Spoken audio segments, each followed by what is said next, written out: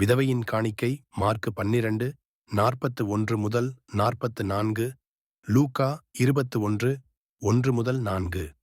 ஒருநாள் இயேசு தமது சீஷர்களுடன் எருசலேம் ஆலயத்திற்கு சென்றார். அவர் ஆலயத்தில் உள்ள கொடைப்பெட்டியின் அருகில் அமர்ந்தார். அங்கு மக்கள் தங்கள் காணிக்கைகளை தேவனுக்காக இட வந்தார்கள். பல பணக்காரர்கள் நறுமணமான ஆடைகளில் வந்தார்கள். அவர்கள் தங்கள் தங்கமும் வெள்ளியுமாகிய நாணயங்களை பெருமையாக கொடைப்பெட்டியில் போட்டார்கள். அந்த நாணயங்கள் விழும் சத்தம் அனைவருக்கும் கேட்கும் அளவிற்கு இருந்தது. அப்போது ஒரு ஏழை விதவை வந்தாள். அவள் எளிய ஆடைகளில் தாழ்மையுடன் இருந்தாள். அவளின் கையில் 2 சிறிய வெள்ளி நாணயங்கள் மட்டுமே இருந்தன. அக்காலத்தில் மிகவும் சிறிய மதிப்புள்ள நாணயங்கள். அவள் அமைதியாக பெட்டிக்குச் சென்றாள். தன் 2 நாணயங்களையும் போட்டாள். யாரும் அவளை கவனிக்கவில்லை. யாரும் பாராட்டவில்லை. ஆனால் இயேசு பார்த்தார்.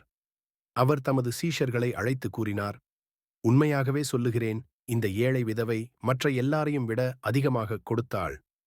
அவர்கள் தங்கள் செல்வத்தின் மிகுதியிலிருந்து கொடுத்தார்கள். ஆனால் அவள் தன் வறுமையிலிருந்து தன்னிடம் இருந்த முழுவதையும் தன் வாழ்வாதாரத்தையே கொடுத்தாள். கதையின் நற்செய்தி: தெய்வம் நாம் எவ்வளவு கொடுக்கிறோம் என்பதை அல்ல, எவ்வளவு அன்போடும் தியாகத்தோடும் கொடுக்கிறோம் என்பதை பார்க்கிறார்.